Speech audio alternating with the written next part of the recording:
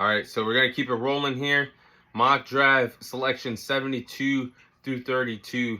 So with pick number 17 on the clock, the Jacksonville Jaguars on the clock, and I have them selecting Terrion Arnold, cornerback from Alabama. Now, I do believe that he is faster than his 40 time. Terrion Arnold ran a 4.5 at the NFL Combine. I do believe he's faster than that. But I do believe that he would be a great addition to the Jacksonville Jaguars secondary.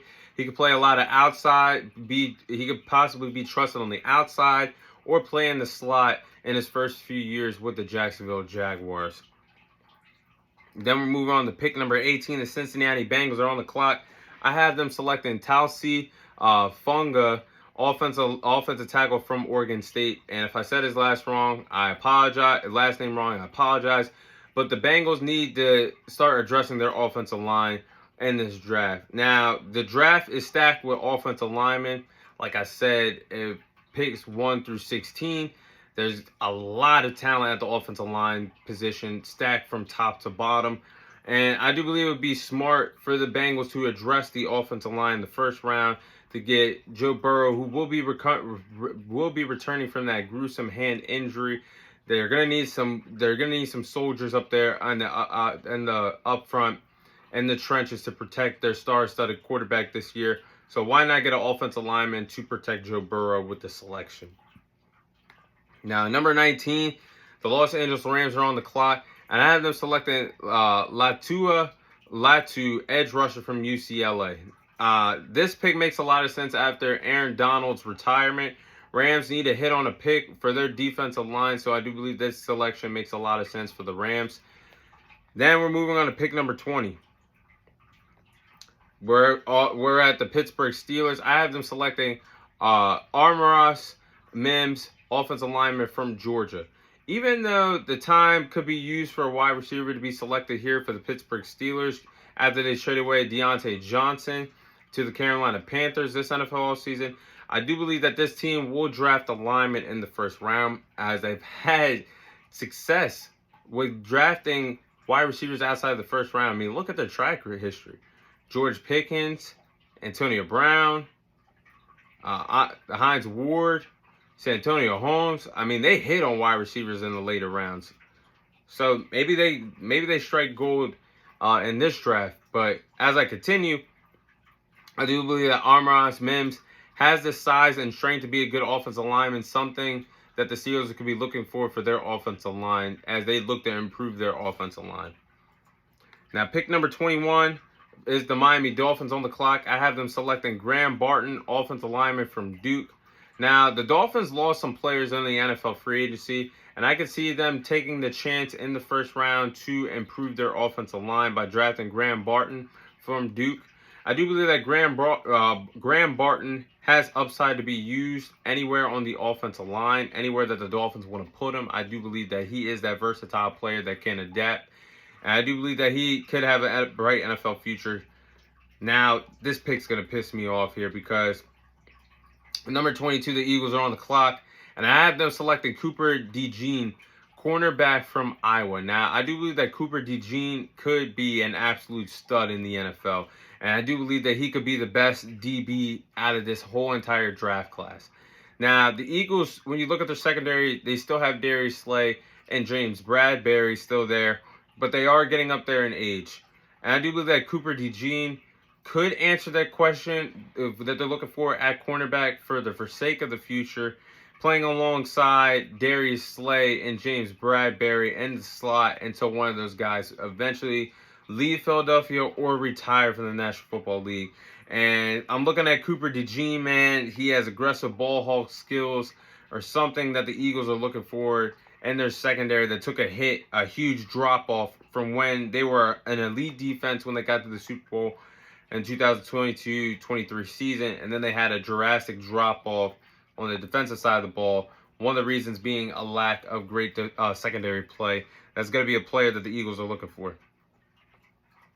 Pick number 23, the Arizona Cardinals. I have them on the clock due to the fact that earlier in my mock draft, I have the Vikings trading up to 4, with the Cardinals getting 2 first-round picks from the Vikings. They're on the board, and I have the Cardinals selecting Brian Thomas Jr., wide receiver from LSU. Even with the Cardinals trading away the 4th overall pick to the Vikings, I do believe that they still will end up with a wide receiver by the end of the first round. And I do believe that Brian Thomas has proved that LSU, playing alongside Jayden Daniels and Malik Nabers, he is a talented premier catcher that LSU will miss in their offense this upcoming college football season.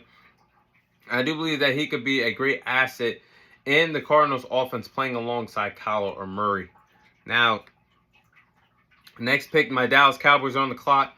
I have them selecting J.C. Latham, offensive lineman from Alabama.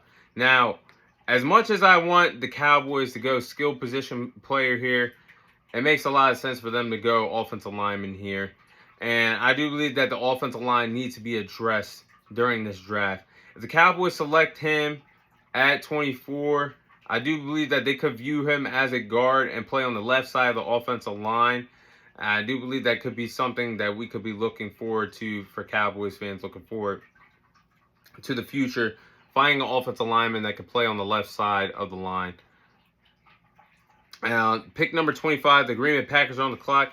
I had them selecting Jackson Powers Johnson, offensive lineman from Oregon. Now, the Packers moved on from David Bakhtiari.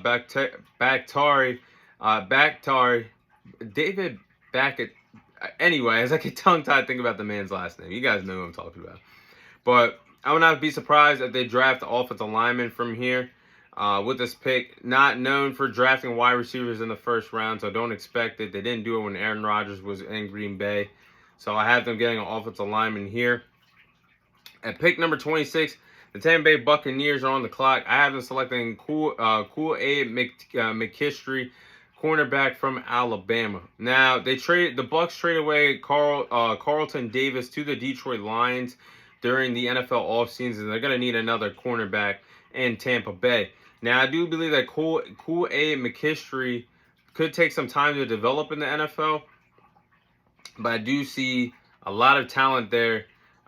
When we've seen what he could do at the cornerback position at Alabama, I just believe he's going to be one of those players that might take a year or two to groom and develop before you see his true potential come out. But I like the selection right here for the Tampa Bay Buccaneers. Now, pick number 27, the Cardinals are back on the clock.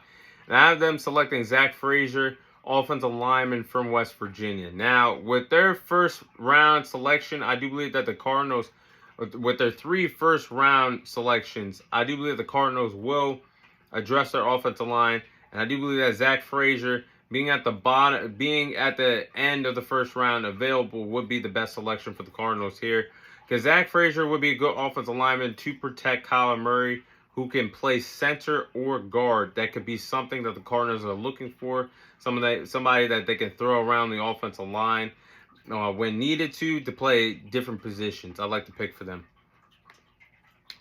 Pick number 28, the Buffalo Bills are on the clock. I have them selecting Johnny Newton, defensive tackle from Illinois. Now, the Bills already have good defensive tackles in Ed Oliver and Daquan Jones. So, other than those 2 players, I'm looking at their depth that they have on the defensive side of the ball, on the defensive line.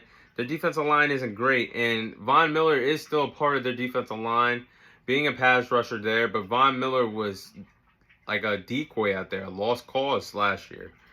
So I do believe that Johnny Newton would be a great pick for the Bills here. I have him being selected at 28. At number 29, the Detroit Lions are on the clock. I have them selecting TJ Tampa, cornerback from Iowa State. So like I just said a few moments ago, the Lions have addressed their secondary. They traded for Carlton Davis during the beginning of the offseason, and that was their weakest link last year, the Detroit Lions secondary. And they addressed, like I just said, they addressed it. They're addressing the weakest link on the deep. I wouldn't say that is their weakest link on the defensive side of the ball. I mean, linebackers, pretty scary. I would say secondary was their weakest link last year. So getting TJ Tampa would be a great upgrade for them at the cornerback position to select. I have the Lions selecting him at number 29. Number 30, the Baltimore Ravens on the clock. I have them selecting A.D. Mitchell, wide receiver from Texas. I do believe the Ravens could improve on their offense. Lost Odell Beckham at the wide receiver position this NFL offseason. He's going to sign elsewhere. They cut him due to budgeting. Someone like A.D. Mitchell could grow in the Ravens offense playing alongside Zay Flowers. They still have Mark Andrews. They still have Lamar Jackson. Derrick Henry is going to be added to the offense. So I like the pick here for the Ravens, getting another wide receiver. A.D. Mitchell makes a lot of sense at 30 to me. San Francisco 49ers are on the clock at 31. I have them selecting Lat McCooney, wide receiver from Georgia. Now, this might not happen, and the 49ers might get more than just one first-round pick, because I do believe that Brandon Ayuk could be traded during the NFL draft in a similar way of how the Titans traded A.J. Brown to the Eagles, or a similar way that the Ravens traded away Hollywood Brown to the Arizona Cardinals during the draft. So I do believe that the 49ers could have gained an additional first rounder. I don't know who's going to trade for Brandon Ayuk. It'll be interesting to see come draft night. But I do believe that Ladd is good at creating separation if he is selected 31 by the 49ers. If they don't trade him, but I'm looking at Ladd. He's a good wide receiver that created a lot of separation at Georgia against corners, and that covered him in man coverage. I do believe that he will be a good insurance policy if the team decides to move away from Brandon Ayuk in the near future. And the last pick of my mock draft this year, the reigning defending champions in the Kansas City Chiefs are on the clock. I have them selecting Xavier Worthy, wide receiver from Texas. Now, Xavier Worthy put himself on the map, having one of the best combines in combine history. And that's a lot to say, but his speed and his athleticism really put him on the map. With Rashee Rice likely being suspended for a good chunk of time due to his own DUI actions, the Chiefs wide receiver room is going to need some pieces while he's gone. They did get Hollywood Brown, but I do believe they're going to need one more wide receiver here. And I think Xavier Worthy fits the bill, a speedy wide receiver to play alongside Patrick Mahomes, Andy Reid, and the Andy Reid offense will be a home run selection for the Chiefs draft night. But that is my pick 1 through 32 mock draft for you guys listening on Apple. This was my second half of the mock draft for you guys watching on YouTube. But that is all the time I have for you guys today. Thank you guys for watching. Thank you guys for listening. This is your host, Thomas Tyree, signing off. And I'll see you guys on next week's episode.